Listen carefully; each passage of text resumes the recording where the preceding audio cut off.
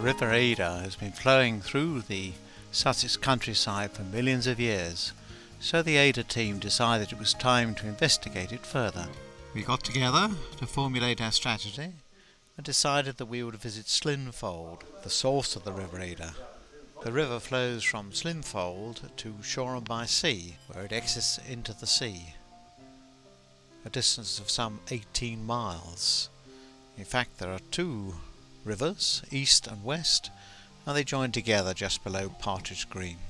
We are just going to study the west side.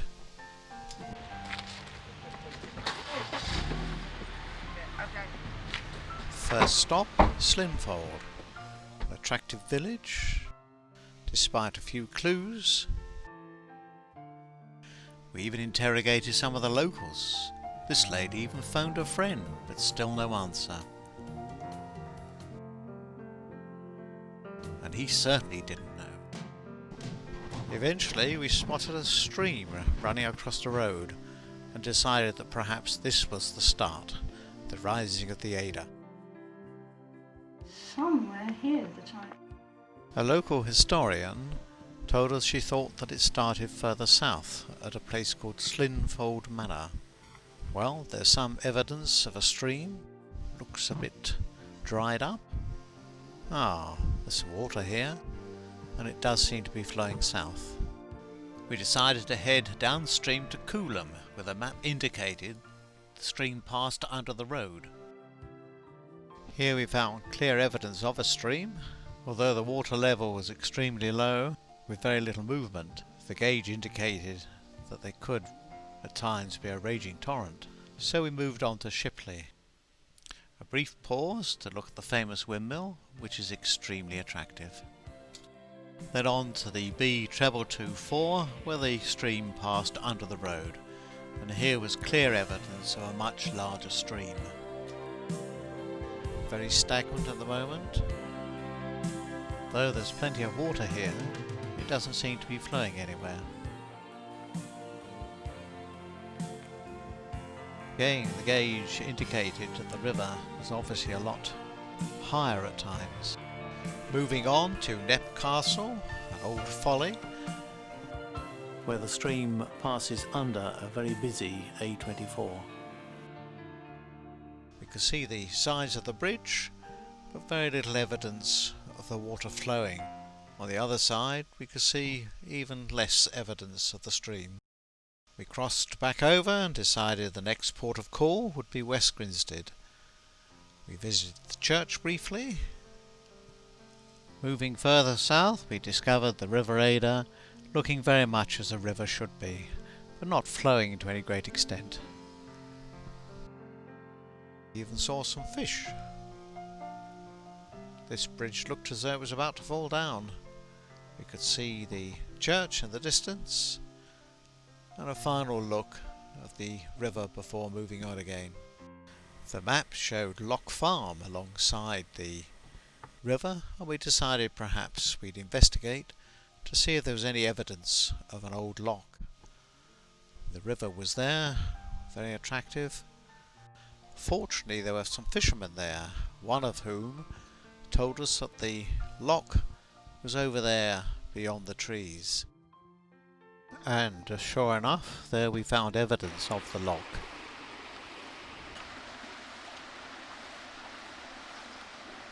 This is the lock, now in disrepair, and of course we have no idea how old it was and when it fell into disrepair.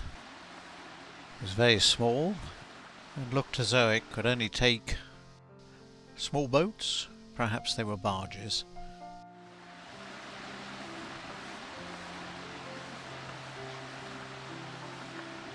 We've now come to an area called Binns Green, which is very close to the confluence of the east and west Adurs, and we've decided to walk along the towpath to see where they meet.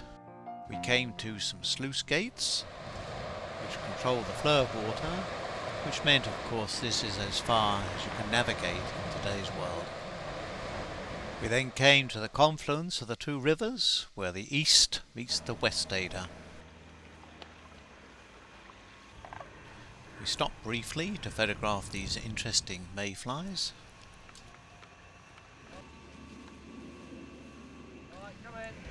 As we crossed over from the west bank to the east bank via this bridge, we noticed some swans.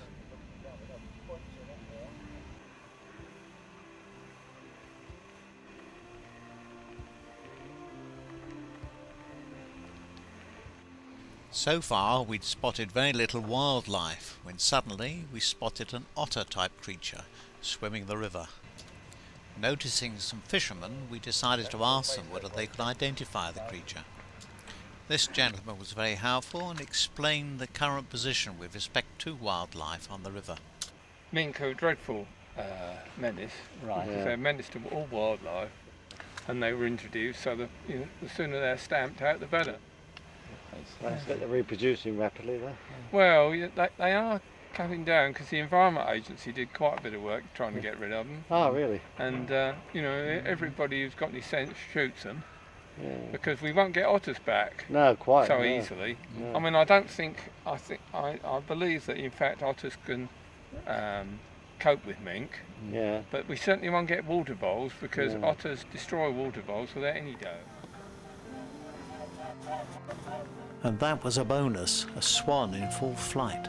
Suddenly we came to the old railway bridge, which was the old Shoreham to Horsham Flyer train. Apparently during Saxon times this was the site of a major complex of buildings, which lie near the site of Roman and Saxon river crossings. Ken then decided to take a ride on the gate.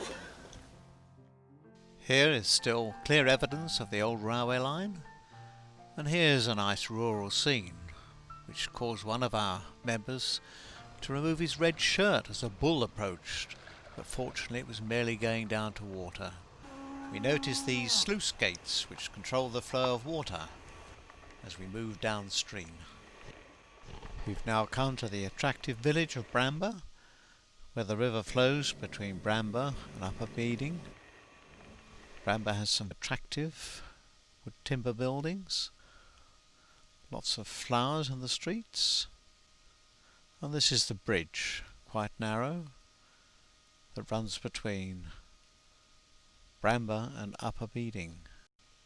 The river's quite wide here and obviously tidal, and the river's flowing very rapidly upstream. Quite a few swans with their youngsters. Surprising to see a double-decker bus crossing such a narrow bridge. I have to say this is a more leisurely form of transport. It looks more appropriate. This kind lady has explained to the crew that this is where the annual bathtub race starts. This is obviously a great family fun day out and a big occasion in River Adur's annual calendar.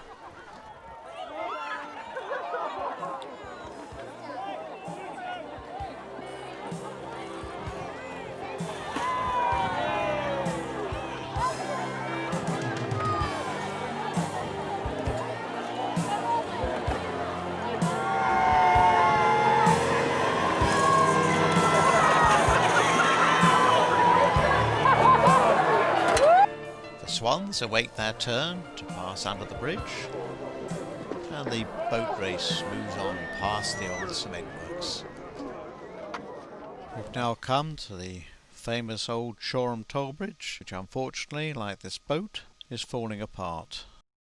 The original bridge was built in 1781 and to a similar design to that of today, which was rebuilt in 1916. It was bought by the London Brighton South Coast Railway, where we see clear signs of the old railway that ran from Shoreham to Stenning and has now been turned into a cycle track. There was at the entrance of the bridge a toll gate, and people used to be charged to pass over the bridge. From here we can see the railway bridge that takes the Brighton to Portsmouth line. Get a wonderful view of the Lancing College from the bridge. It's unbelievable to think that this is the original A27 and that double-decker buses used to pass over it. It has now fallen into such disrepair that they've had to put these wire screens so you can only walk down the centre. Well, it's time to cross the bridge to the other side. From here we get a good view of the new flyover and the hill, from where we get a very good view of the river as it appears to run through the valley, past Lancing College,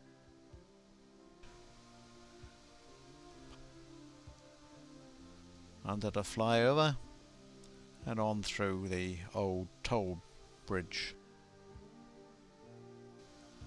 In the background we can see the airport and the new bridge, which is of a box girder type construction. Let's take a break, a coffee break. Let's fly over to the airport.